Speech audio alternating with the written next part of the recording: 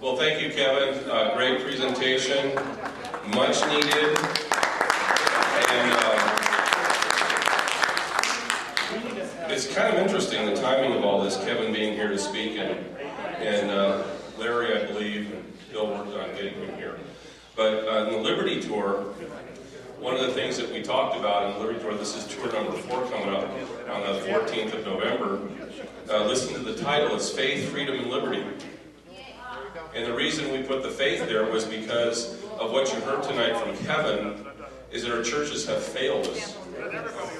And one of the issues we're going to address at the Liberty Tour is how we can bring that back. Identify it. That's been a problem, and see how big the problem is, as you heard tonight from Kevin. It's enormous.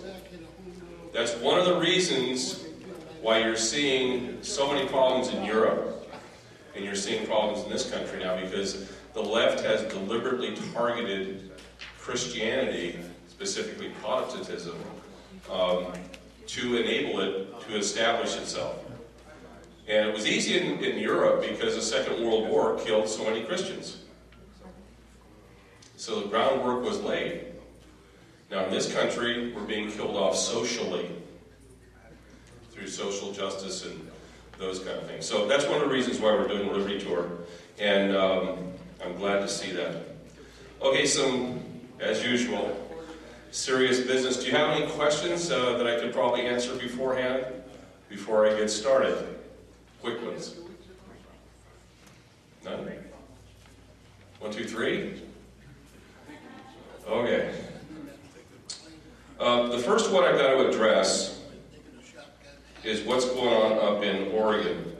Now, who has not heard, and I mean this, who has not heard what's happened in Oregon in Roseburg? Just not getting the details. It's really short on details, isn't it? Well, I've got the details. First of all, I do want to say that anybody who's out there being a hoaxer and saying that it was a hoax and so on, let's be very clear. And again, I'm a hoaxer. Some people call me that because of my position on Sandy Hook and others in situations that have been contrived. This one is not a contrived situation. Real people died. But on my radio show this morning, I was talking about that this is sort of a combination, real live action killing, murder, slaughter of Christians, and a hoax, which is kind of interesting. But after I get done, you'll see what I'm talking about. The first one is an article here. We have it up on our website, Agenda 21 Radio. Roseburg murders demand a change. And this is by Red Smith. Now, how many remember when Mark Baird comes to speak for Jefferson, there's really a big heavyset guy with him, he's got a beard, and that's Red Smith. And Kayla, the little girl, is up there with him. So you kind of got big little Kayla, and she's a doll baby. I think she's pregnant, actually. Not by him. But Red's a really great guy, and quite frankly, I have to be very clear. Red has been doing a lot of work for Agenda 21 Radio for really about the last year and a half. And it's really interesting work, and it's interesting some of the stuff he does. But this is really sad news, and I hate to start this off with sad news because it's only going to get sadder. It's just a great way to start it. But at the end of all this, I think maybe you'll walk away quite encouraged about what Americans are doing. Jason Johnson of Fortuna, California. You probably, I don't know if you recognize some of the stuff we did on our website. We put all the pictures of all the victims up there that were killed. And those of you that have not heard, how many have heard how they died? The gunman came in, and by the way, it's a very detailed way in which that gunman came in, which I'll hopefully get time to explain. He came into the classroom, a classroom which was his classroom at the school. Unbeknownst to most people, he had been going to school there for 3 years, taking like singleton classes, kind of just hanging out and not really going to college. He enters the classroom, he's already killed one person, kills the teacher, enters the classroom, herds everybody up against the wall, and asks them if they're Christians. And those that were called out to be Christians, he shot them in the head. One of the people that he shot in the head was Jason Johnson of Fortuna, very close friend of Red Smith. When he called me and told me about this, that, because he called me and told me about the shooting, live action stuff going on. Wiki's been there and done this, he's seen this. Live action stuff going on, we're getting all the details about the shooting. We don't know who the victims are, but we're getting tons of data about what happened. The whole story is basically unfolding. And by the way, I'll get to that in a second. My anger's going to come out. Jason stood up and he asked him if he was a Christian, and he said yes, and he shot him in the face. About 6 hours later, Red called me. He had gotten a call at about 2 o'clock in the morning and was told that Jason died. Jason was one of the victims in the classroom. His funeral was Thursday. The president has been uninvited to the funerals. I don't know if you know that. I just wanted to bring this to a point where I can say that this was not a hoax, but in part it was somewhat of a hoax. Let me put it to you this way, it was a planned operation. And we know that. Now this is some pretty deep stuff, and our sources are 100%. We're still following the story. The people in Roseburg know what I just told you. They know more than I do. But some of our sources are people on the ground in Roseburg and other places that have given us this information. And we talked extensively about it on the radio show today. You can pick it up on the web tomorrow morning on Red State Talk Radio. A lot of people listening. So much that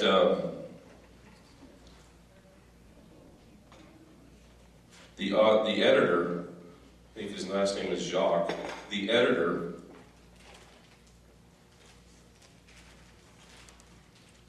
let me get his name right here. David Jacques, publisher of the Roseburg Beacon. You may have seen him tonight on O'Reilly. He said the welcome mat is not out in Roseburg for Obama. They don't want him to show up. Now they have this Baptist group that's going to show up though. And I guess Obama is going to show up. Now he's going to walk into a very hostile group of people in Roseburg and all of Oregon, I suspect, because you see, these people in Oregon have a lot of questions to ask the Obama administration. And one of them is a question that, when these things happen, I'm on the TV, I'm watching, I'm listening, I've got sensors all over, I've got people calling back and forth, we're trying to get sources on the ground to find out what's going on. This is a rundown of what happened in the shooting. And this comes from, I believe, one of the newspapers up there. Actually, this Police Dispatch. 10:38, 911 call comes into Douglas County Emergency Communications, and Roseburg police officers are en route to UCC, 5 miles to travel. That's 10:38. 10:38 or 10:39, the dispatch updates shooter in Science Building. 10:40, update UCC buildings in lockdown. 10:41, update shots coming from Snyder Building. 10:42, dispatch receives report of active shooter. 10:44, first 2 Roseburg police officers and a state trooper arrive. That's 5 minutes later. And quite frankly, given the logistics, that's in wicked speed time to get there. This is what they did. I'm going to pause here because this is raw heroism. They immediately rushed to where the shooter was. They went to the sound of the guns, to which they confronted the shooter. And by 10:48, 2 minutes later, shooter was dead. As opposed to Columbine. You may remember this, 1999. Took 2 hours for the SWAT teams to even go in the buildings. But, you know, see, we have done so much to progress in terms of safe schools. First ambulance arrives at 10:48, 10:50, dispatch request all local ambulances. 11:11 a.m., Department of Transportation responds to assist traffic control. Now, ongoing here is there's evacuation of the students from the school. Now, some of you have, this is where the hoax thing comes in, have heard me talk many, many times on the radio nationally and so on, that Sandy Hook is a hoax. It's a hoax. And this is why it's a hoax. There were supposed to be 800 kids in the building that day in Sandy Hook. You realize there's not one videotape, not one picture of students in mass, as many as 800, ever being evacuated from Sandy Hook. Did you know that? Not one. Not one picture exists of buses being lined up and systematically loaded and taken to another location. That's standard procedure for school safety. They sort of left that part out. The fact is, it never happened. Because at the max that school had in it at the time were special education students, there were only 75 of them at Sandy Hook. The building was condemned. Just something the mainstream media leaves out. Did they hold back the first responders who wanted to go in? Well, the first emergency people, they told them everybody was dead, so don't go in. And there's a whole bunch, I don't want to get into the Sandy Hook thing, I just want to make this point. This is around 10:48, ambulances start to arrive, they're evacuating kids. And you see pictures of this, kind of convenient, from the air where buses are now lined up at the school. They're actually being staged in the front parking lot with barriers and signs. So I thought to myself, listen, you know, because I used to do school safety plans, and I'm really good at it. And I thought to myself, damn, they have all the equipment, everything right out there within minutes. And I thought, how could they do that? You know, it's just, to me, it wasn't logical. So what I did is I went to one of my hoaxster pages, people calling it a hoax, and a nice little comment by one of the hoaxsters. These are people who are saying this whole operation's going on, it's a hoax. They're getting it out there in the YouTubes and stuff like that. And so I started reading, I knew it wasn't a hoax. Even instantaneously, I could see that. But the buses bothered me. So I went to that page and I was just kind of perusing it. And they were telling me that the FBI, ATF, and Homeland Security are already present on the campus. I thought, really? So I called people in Roseburg and my other contacts. And I said, can you confirm that they were there? Oh yeah, they were there at the time of the shooting. I said, well, that explains the staging. How well they had those buses staged, and then the buses took the kids over to the fairgrounds to meet up with ATF and FBI agents inside the buildings. That's really convenient. Now keep in mind, people in Roseburg know this, what I'm telling you. I'm just spreading the love. So I said, okay, where do these agents have to come from that they responded just as quick, if not quicker, than the local police and highway patrol? Oh, well, that's easy. They have to come from Medford. Oh, do a little Google Maps. It's only, I guess when you're a federal agent, man, you can really fly. Because it only took them 2 hours to get to Roseburg. They were there when the shooting was happening. They properly staged everything. The buses went over there. You see, they were answering the concern, I think, that I've always said about Sandy Hook. You don't have any proof that anybody was evacuated. Well, everything was staged. And I said to myself, I can tell you, I've been in those situations when we're going after mass casualties, not mass casualties, or trying to prevent it, we're trying to get kids off en masse in buses. You know how chaotic that is in the best of circumstances? You see, people in Roseburg are asking, saying, why were the federal agents here? For what reason? And then just within minutes, within about an hour, the president was on the air.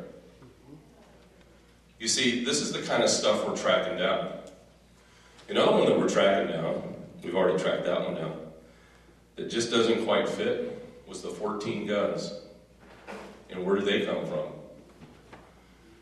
If we find out what we are suspicious of, and I'm just sharing this with you guys, because I haven't talked about it on the radio, if in fact we get confirmation, we've got 2, we need 3, of where those guns came from, it will astound you. His daddy doesn't know either. His mom knows. His mom has affiliations with Louis Farrakhan. Just thought I'd throw that one out.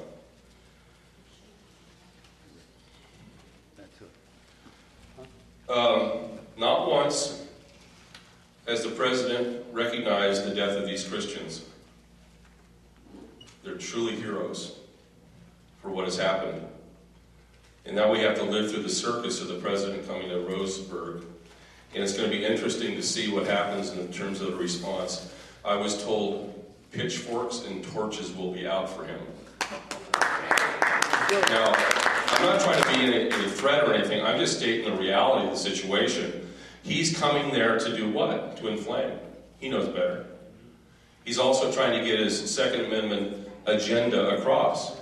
His only answer is more gun regulation. And now we're hearing his musings in the White House for executive orders to confiscate guns. That just came out this afternoon. Now, the likelihood of that, Jason, what do you think the likelihood of that is? I'm done with gun control. What's that? I am done with gun control. I'm not accepting any more laws. Amen. I guess I'll be lawless. Well, But I'll tell you what, there's 1,000 more like me right here in this state, nearby. probably about 10,000. Exactly. But I personally know that I can vouch for 1,000. There you hit it, girlfriend. Sheriff Hanlon. Sheriff Hanlon, let me tell you about him. If you did not see what Sheriff Hanlon was up to, and this kind of fits a couple of other things, and I'm kind of dancing around and getting some pieces of the puzzle for you, so it'll kind of fit nicely here for you, and you see. Hanlon, John Hanlon, what a class act. Class act. This is how he feels about gun control, this stuff I have here. And I don't, of course. He is 110% against gun control, and he has written the president already that he will not enforce any of his gun regulations in his county. Sheriff Hanlon also does not believe that Sandy Hook happened.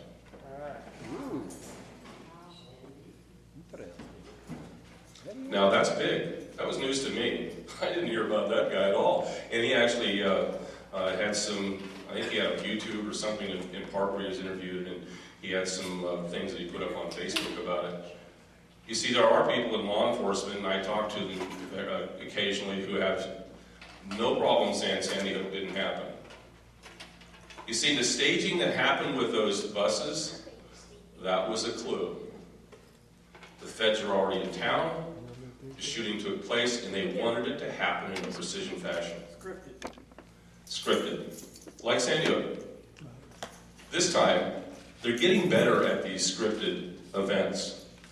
I mean, that's my evaluation. Apparently, they're using the safety plans of the schools, which I'll talk about. Okay, the shooter himself, Mercer was his name, and it says here that he entered the writing class at a college. This is kind of interesting. The guy who's on Dancing with the Stars, who was one of the heroes in the train in Paris, Alexis Sobielski or something like that? What is it? That's a wiki. I would hear that in my ear in the radio station. Say it again now. Scarlatos, there you go. Thanks, Wiki. This would happen all the time, and I look like a professional. I sound like a professional. He's correcting me here. Anyway, it just so happened. He's from Roseburg. He would have been enrolled at Roseburg College had he not decided to go with Dancing with the Stars. Chances are very, very good he would have been enrolled in that English class. Coincidence? No, there's no coincidences. Mr. Mercer, this is what we have on him. And we have probably, if you listen to the dialogue coming out of the majors, first of all, thank goodness for text messaging. And by the way, how many of you have cell phones here? Warren, you have a cell phone. There's no excuses for you now not that you can't listen to my radio show. You can get an app and listen to it. Just wanted to let you know. Shall I show him? Yes. Okay.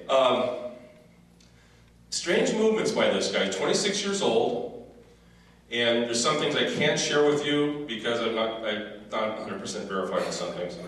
We get a report, first half hour, he has moved around in the last 72 hours from the Midwest, and they mentioned 2 locations, Chicago and Minneapolis.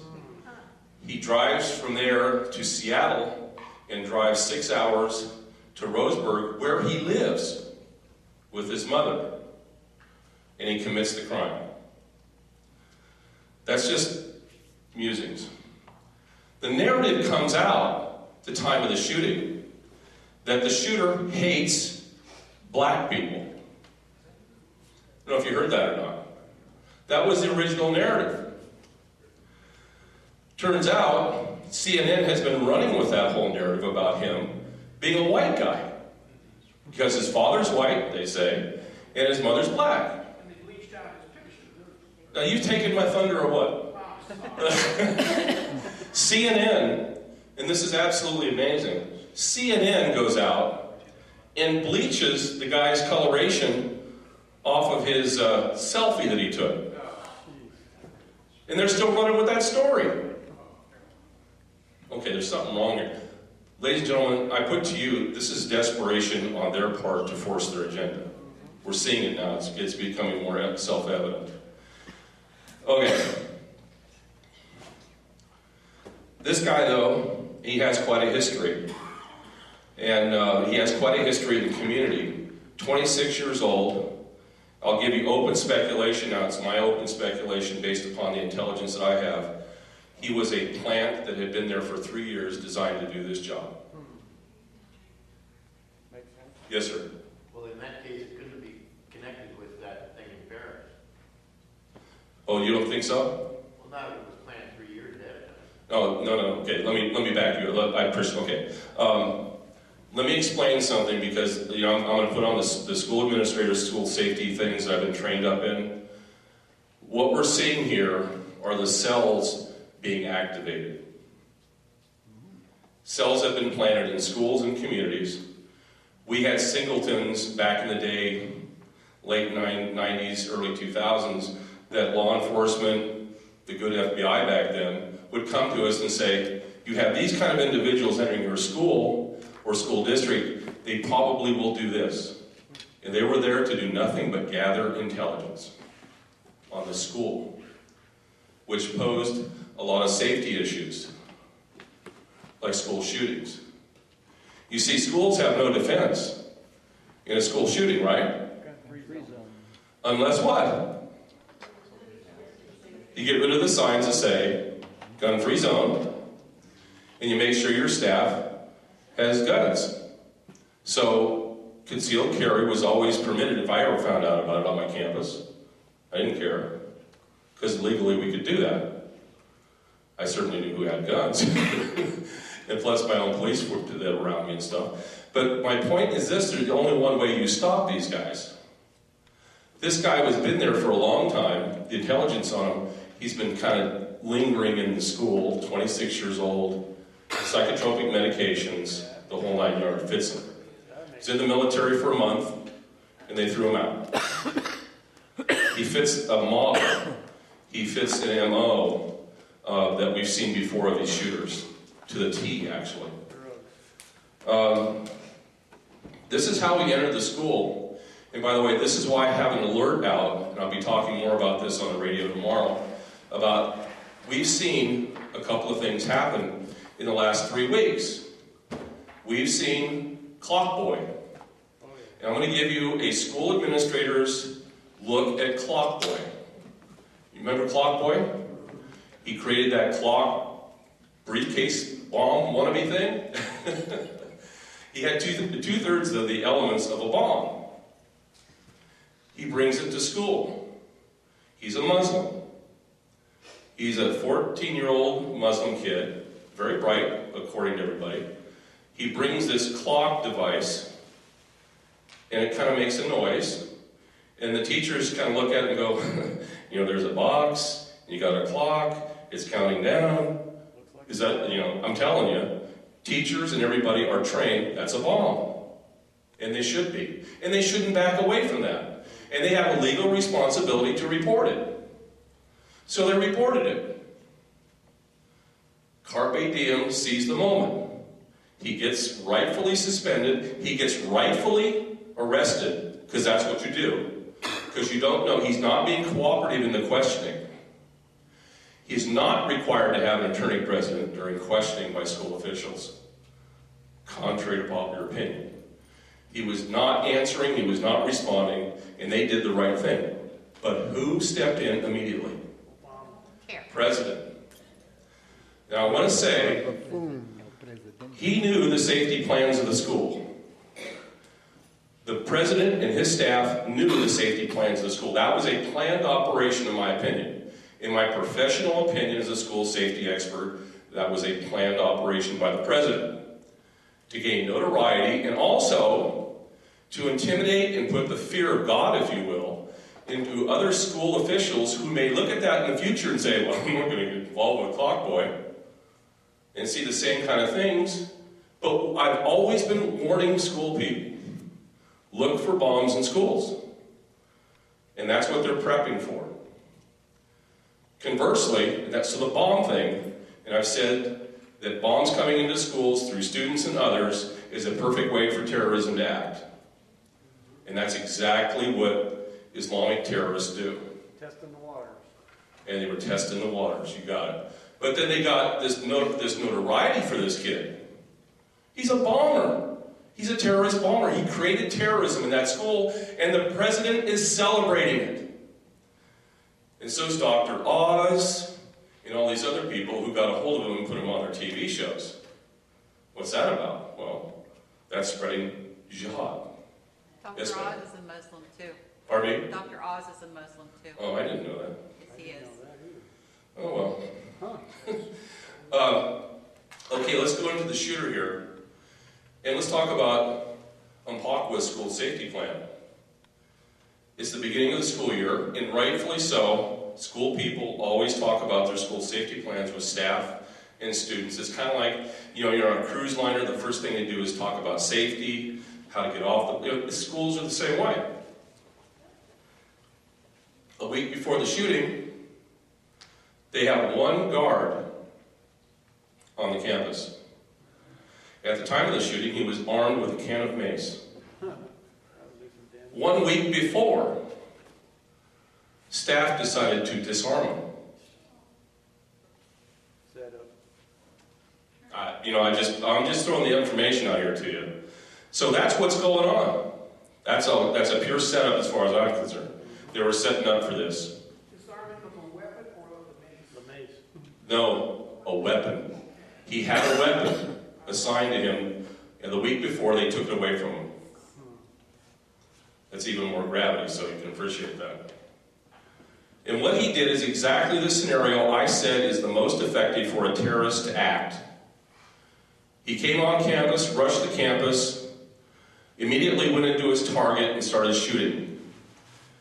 There was no time to respond as an active shooter except for one man who at the very end of all this charged him in the classroom and was shot 7 times. Apparently towards the end of the shooting spree, that was enough to, well, I guess you would say, for the shooter to stop. He left the classroom and that's when he got killed, or he killed himself. Oh, he killed himself at the end. Yeah. He committed suicide. Just like a regular coward. So there was a lot of heroism in that classroom. The guy who got shot 7 times is still alive.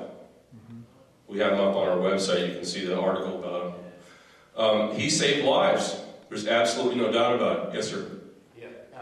Did you say that the guard was disarmed a week before? Correct. Who disarmed him? Apparently it was a staff. So they were complicit in this? I don't know yet. That's a question I would ask, who it is. But I do know one thing that I have big questions about is that busing thing. I still, I'm not going to leave that one alone.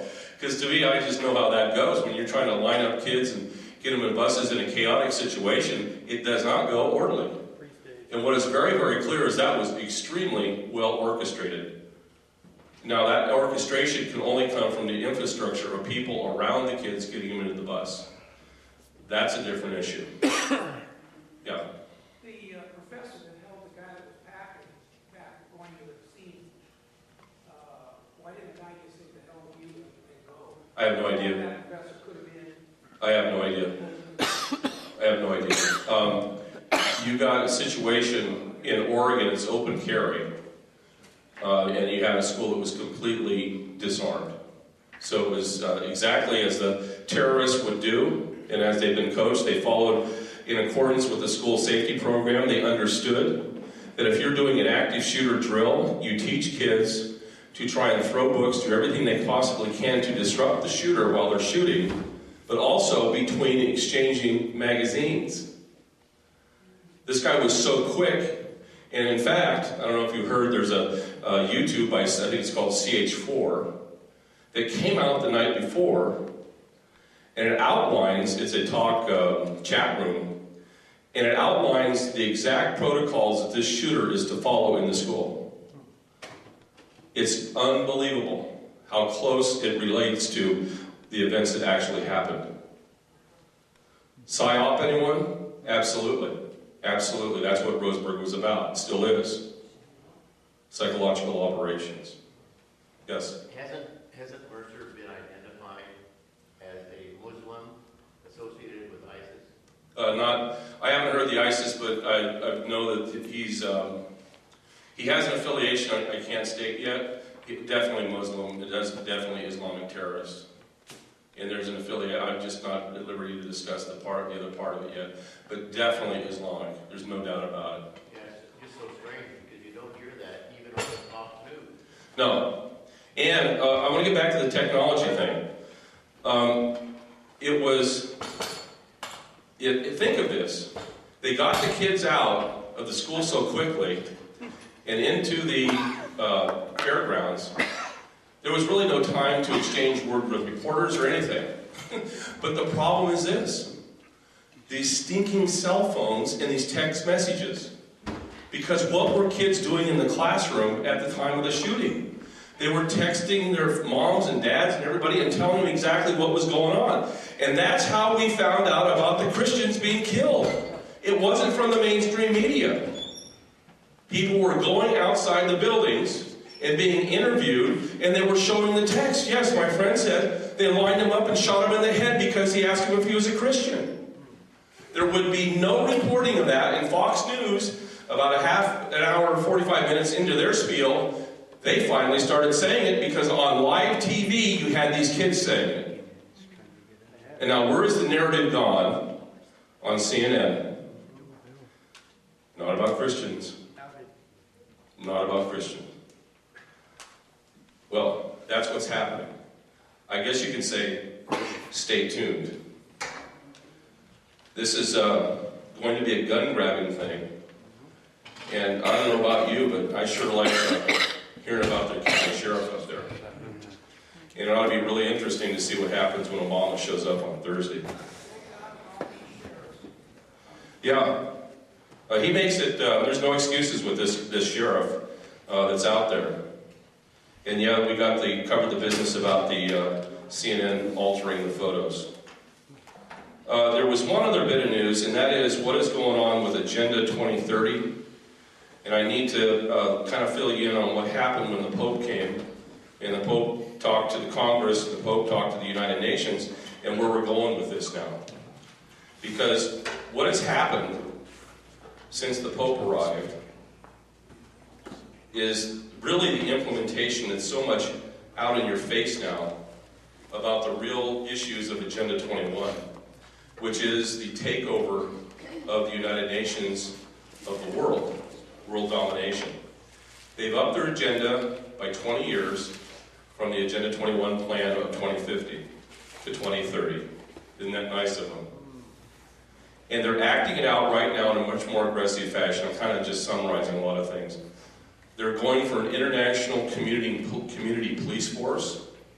And by the way, the person who did that was Loretta Lynch on Tuesday of last week. She went before the United Nations and announced that we're more than happy to partner with the international community on an international United Nations community police force.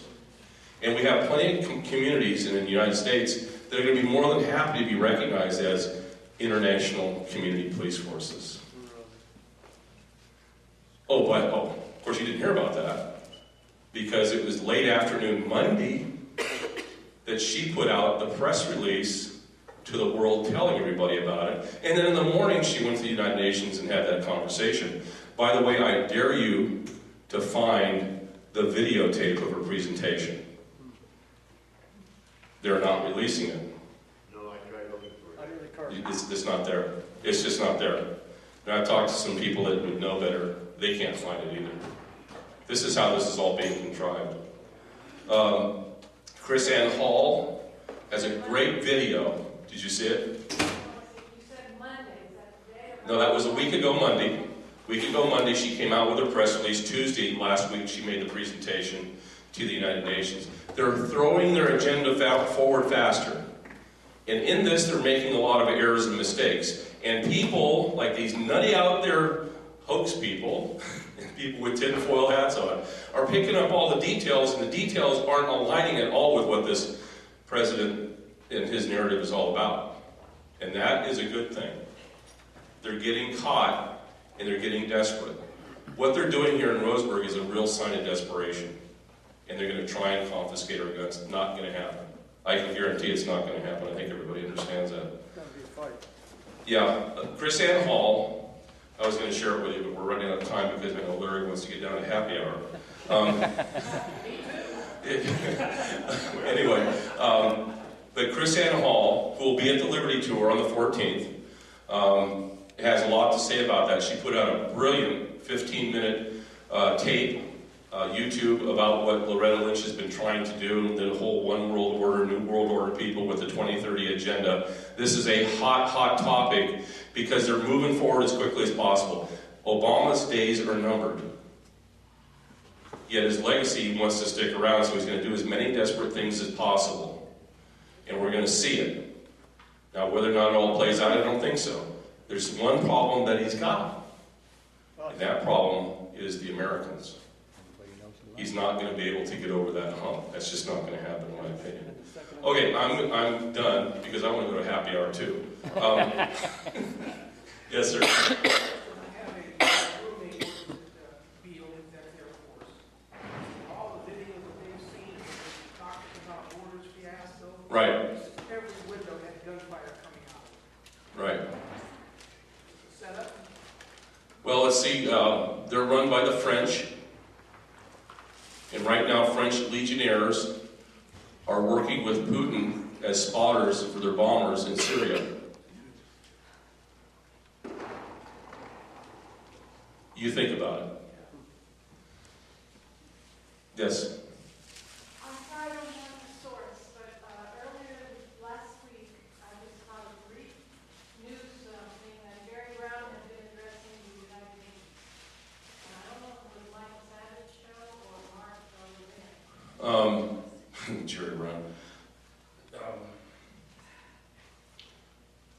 I think he did address the United Nations.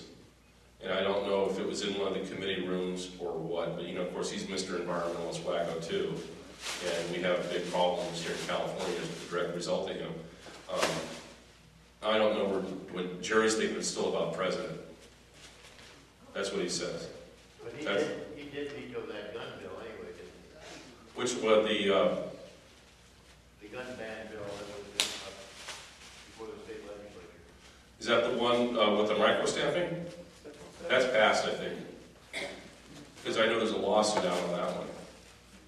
But I did hear he did veto one bill. I'm not too sure which one it was. But Sam Perret was probably his bill that was sponsoring it. But no, here's what I'm all about right now. That I really think that these people, the totalitarians as I call them, and and again, what I always say on the radio show is, welcome to Agenda 21 Radio. This is the radio show that's stopping totalitarianism one community at a time. And quite frankly, Roseburg is going to do it. They really, truly are. And, of course, as you know, it's the extension of one person at a time can make a big difference in every little thing that goes on here. And it's really important that you communicate and you show your support for everybody and also get knowledgeable and pass that information along. It's working. This is absolutely what we're doing here collectively. The resistance, if you will, to Obama and the totalitarians is absolutely stifling them. They wouldn't be in this position where they're going for the 2030 agenda business. They got the Pope out there giving them an environmental encyclical, which is almost laughable. I'm a biologist, so to me it's really laughable what he's trying to do. And by the way, what is the Pope's political persuasion? Hello? Socialist. Have you heard of Satan? Lucifer, I guess, right? Lucifer. It wasn't by just an accident that the Bolivian president gave to him a crucifix that was mounted on a hammer and sickle. Because the Pope is a communist. He's always been known as a long time. The first time the Pope ever came to the United States after he spent his life bashing America was just last week. He has spent his life hating America. So, the weeping one, Boehner. I keep saying to people, man, if we would have known we could have gotten rid of Boehner sooner, we would have had the Pope sooner. Because that was the one big thing for Boehner, is Boehner wanted to have the Pope and he could see it, and then what did he do the next day? Gosh, what were we thinking? We should have had the Pope come sooner. What are we going to do with Mitch, buddy? That's the next question. Any more questions, though? Warren? The Russians in Syria and the Obama administration, it's almost laughable, really, what's going on in a lot of different ways if it wasn't so serious. I guess they ran a whole bunch of operations the Russians did just in the last 24 hours, and ISIS positions were bombed. And the ISIS guys were putting down their guns and running away. Now, you can't tell me we can't get the USS Ronald Reagan or the George Bush out there as a carrier task force and conduct maybe about 30 hard-hitting attacks in one 24-hour period to ISIS. They're just not doing it. Now, again, the reason is the president created ISIS to stir up the problem. And all that stuff is still coming out. And Hillary, good luck. She's getting more and more desperate. She actually got angry on the Today Show this morning. Which, what a hissy fit that was. It's like, come on, girl. You gotta know how to be a little bit more angry than that. Anyway, anything else? Yes, sir. What about the millions of the Islamic military men that are being shipped into Europe? Have you got any more updates on that? Have you guys heard anything about this on the general mainstream media? No. You will hear it every day on my show. The numbers that we have, still the same numbers we had before, 10 to 30 million in Europe. We broke the numbers down, got a little bit more clarification. 10 million go right into Germany. Right. And I think it was Robert, when he was here at the last meeting, he pulled it up on his cell phone. There's only 83 million Germans in Germany. Now, the individuals that are coming in are individuals, 75% is the last statistic I heard, 75% are young men between the ages of 15 and 35. They're pretty buff too, looks like they won't go. Yeah, so I've seen some of those guys, yeah. Malnourished, Yeah, they must go down here to the fitness center. yeah. It's amazing. So, yeah, you can see what they're trying to do, and they've got just all kinds of chaos still going on in Europe. They're trying to put the lid on it. It's not going to work. But expect that some days that they're going to be here. And we know that it's already happening in places like Idaho, Meridian, Idaho. We've reported on that. The Obama dropping. I talked to a very dear friend of mine, Bill Steiner, in Pennsylvania on Saturday. He's the guy with the 9/11 memorial in Pennsylvania in Shankstown. That's the world's largest mosque now. He's been the one that's been fighting that. But he was confirming that the influx of Muslims from the Mediterranean or from the Middle East has just skyrocketed in western Pennsylvania. You can't speak English, you know. Tom? If we have all the gun stations here, or they have all the gun stations here, then they must have all of Europe too. Yes. Ready to go, and the Europeans are disarmed. Well, it's going to be a very interesting set of circumstances. I don't know, they haven't pulled the plug on a lot of things yet, and they haven't gotten a go signal. And clearly, a go signal was the Pope being here last week. And then, of course, it was the 10th, the 1st of October that this thing went down over here in Roseburg. And if you do the Islamic numerology on it, there's 19s all over the place and 11 and all that stuff. So that's just some confirming curiosities, of course. But this is stuff that's pretty serious business. It's going to get more serious. And I say to you tonight, these are my final words, if you have children in school or grandchildren, make sure that you know what you have a plan for in terms of if there is an active shooter on campus. They should always try and fight for their life. If confronted with a shooter, throw something at them, charge them. We saw the action. See, one of the things we taught kids in active shooter scenarios is charge the shooter.